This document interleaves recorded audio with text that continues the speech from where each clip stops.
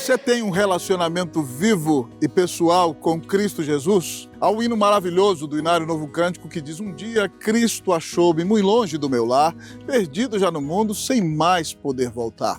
E no coro ele diz que a presença de Jesus enche o coração de luz, muito preciosa fica e também mais rica esta vida com Jesus. Nós fomos criados para que nos relacionemos com Deus e por essa causa Jesus morreu na cruz do Calvário e ele prometeu que estaria conosco todos os dias até a consumação dos séculos. Então nós devemos desejar conhecer ao Senhor cada dia mais e mais. E se nós desejamos experimentar a manifestação do Senhor Jesus em nossa vida, nós devemos estar atentos à palavra de Deus. Eu lerei agora para você o Evangelho de João, no capítulo de número 21, no qual nós perceberemos a manifestação de Jesus. Assim diz a palavra do Senhor. Depois disto, tornou Jesus a manifestar-se aos seus discípulos junto ao mar de Tiberíades, e foi assim que ele se manifestou. Estavam juntos Simão Pedro, Tomé chamado Dídimo, Natanael, que era de Caná da Galileia, os filhos de Zebedeu e mais 2 dos seus discípulos. Disse-lhe Simão: vou pescar. Disseram-lhes os outros: também nós vamos contigo. Saíram e entraram no barco e naquela noite nada apanharam. Mas ao clarear da madrugada estava Jesus na praia. Todavia os discípulos não reconheceram que era ele. Perguntou-lhes Jesus: filhos, tendes aí alguma coisa de comer? Responderam-lhe: não. Então lhes disse: lançai a rede à direita do barco e achareis. Assim fizeram, e já não podiam puxar a rede, tão grande era a quantidade de peixes. Aquele discípulo a quem Jesus amava disse a Pedro: é o Senhor. Simão Pedro, ouvindo que era o Senhor, cingiu-se com sua veste, porque se havia despido, e lançou-se ao mar. Mas os outros discípulos vieram no barquinho puxando a rede com os peixes, porque não estavam distantes da terra, senão quase 200 côvados. Ao saltarem em terra, viram ali algumas brasas e em cima peixes, e havia também pão. Disse-lhes Jesus: trazei alguns dos peixes que acabastes de apanhar. Simão Pedro entrou no barco e arrastou a rede para a terra, cheia de 153 grandes peixes, e não obstante serem tantos, a rede não se rompeu. Disse-lhes Jesus: vinde, comei. Nenhum dos discípulos ousava perguntar-lhe: quem és tu? Porque sabiam que era o Senhor. Veio Jesus, tomou o pão e lhes deu, e de igual modo o peixe. E já era esta a 3ª vez que Jesus se manifestava aos discípulos depois de ressuscitado entre os mortos. Depois de terem comido, perguntou Jesus a Simão Pedro: Simão, filho de João, amas-me mais do que estes outros? Ele respondeu: sim, Senhor, tu sabes que te amo. Ele lhe disse: apacenta os meus cordeiros. Tornou a perguntar-lhe pela 2ª vez: Simão, filho de João, tu me amas?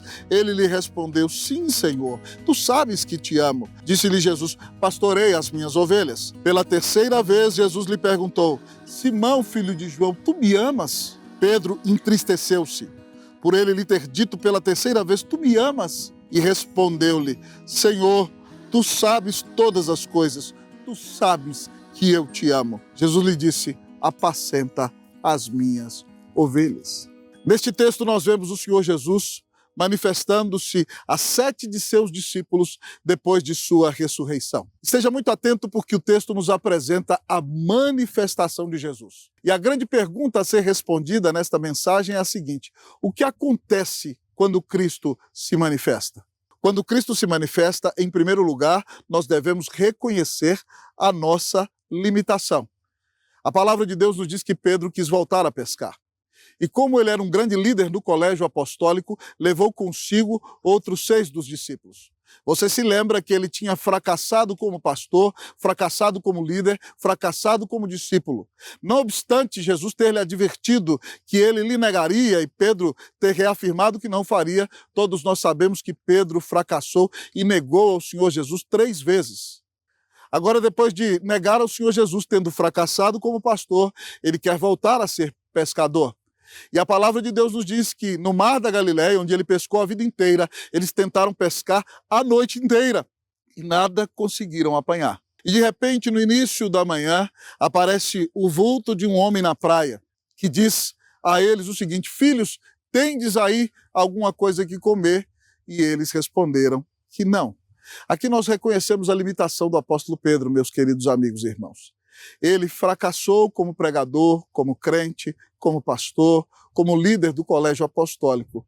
Tentou voltar a pescar, tentou pescar a noite inteira e também não conseguiu pescar um peixe sequer. Ele é obrigado a reconhecer a sua limitação. Ele é obrigado a reconhecer o seu fracasso. Ele é obrigado a reconhecer que sem o Senhor Jesus nós não podemos fazer nada. Nós não somos os donos da nossa vida, nós não somos os donos do nosso destino, nós não determinamos como as coisas acontecem conosco, mas o nosso Senhor está no controle de tudo. E quando nós falhamos e tropeçamos, nós devemos nos humilhar diante da presença do Senhor e clamar a sua misericórdia, porque só Ele pode trazer restauração para a nossa vida, só Ele pode nos levantar de novo, só Ele pode nos usar para a sua glória. Quando Cristo se manifesta, você precisa reconhecer que você é limitado, que você precisa dele, que você necessita da grande intervenção de Jesus na sua vida. Mas o que fazer quando Jesus se manifesta? O texto da palavra de Deus nos diz, em segundo lugar, obedeça ao Senhor. No início da manhã, Jesus pergunta para eles: filhos, tendes aí alguma coisa que comer? Eles estão a 200 metros da praia. E eles dizem não.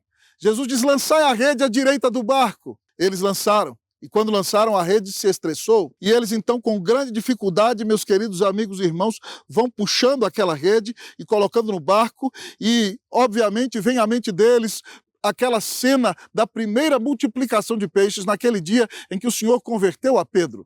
E a palavra de Deus, queridos amigos, nos diz que João virou-se para Pedro naquele momento e disse: é o Senhor. É só o Senhor Jesus que faz esse tipo de coisa. E quando eles obedecem ao Senhor, eles experimentam o grande milagre, querido amigo e irmão, da multiplicação de peixes mais uma vez, para a honra e para a glória do nome do Senhor Jesus. Nós vemos aqui a segunda pesca milagrosa.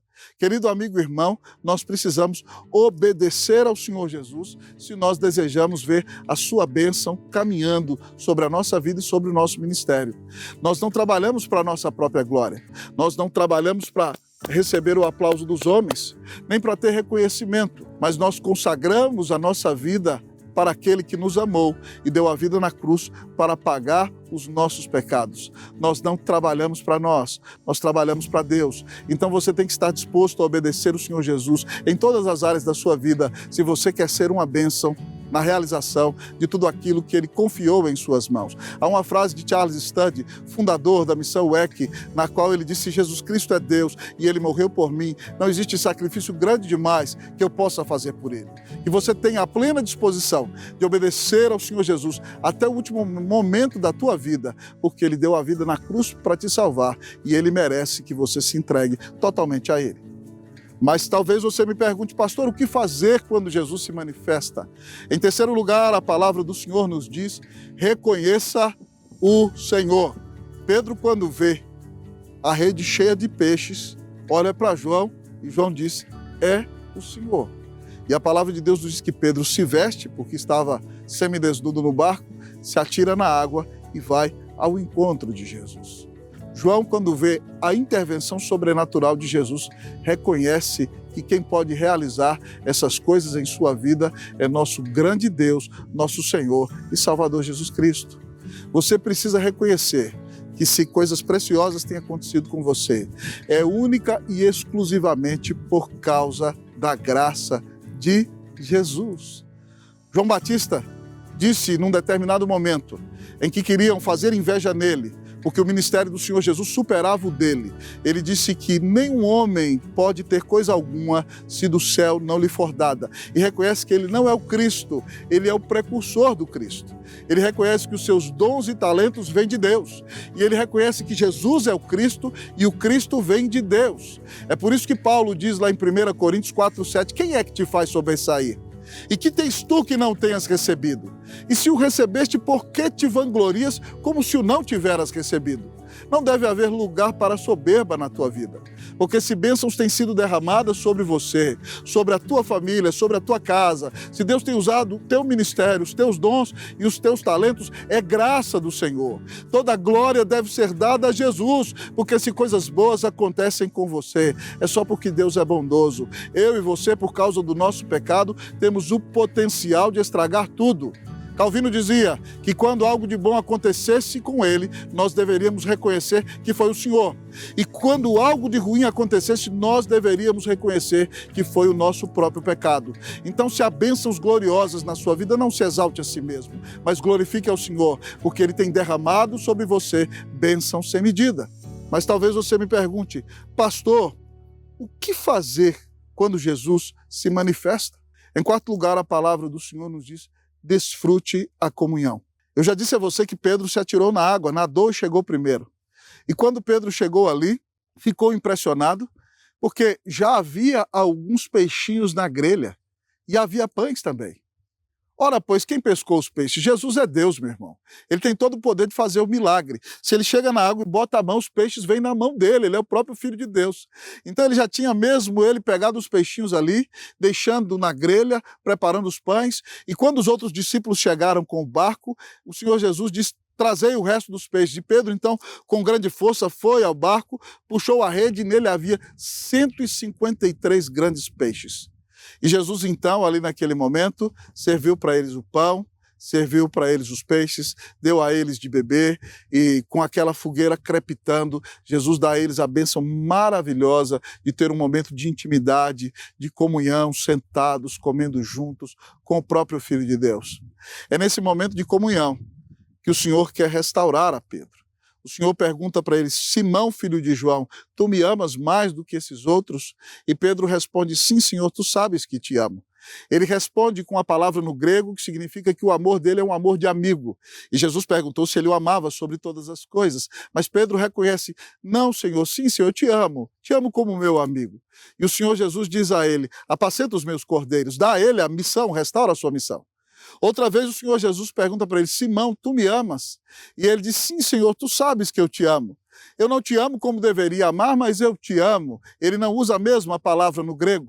E o Senhor Jesus diz para ele o seguinte: pastoreia as minhas ovelhas. O Senhor Jesus restaura a missão de Pedro no momento de comunhão. Terceira vez o Senhor Jesus lhe pergunta: Simão, filho de João, tu me amas?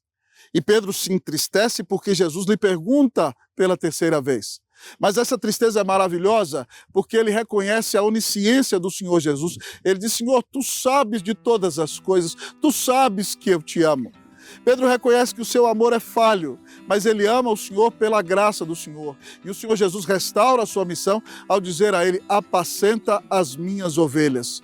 É num momento de comunhão que o Senhor renova a confissão de Pedro, é no momento de comunhão que o Senhor restaura o amor de Pedro, é no momento de comunhão que o Senhor restaura a missão de Pedro.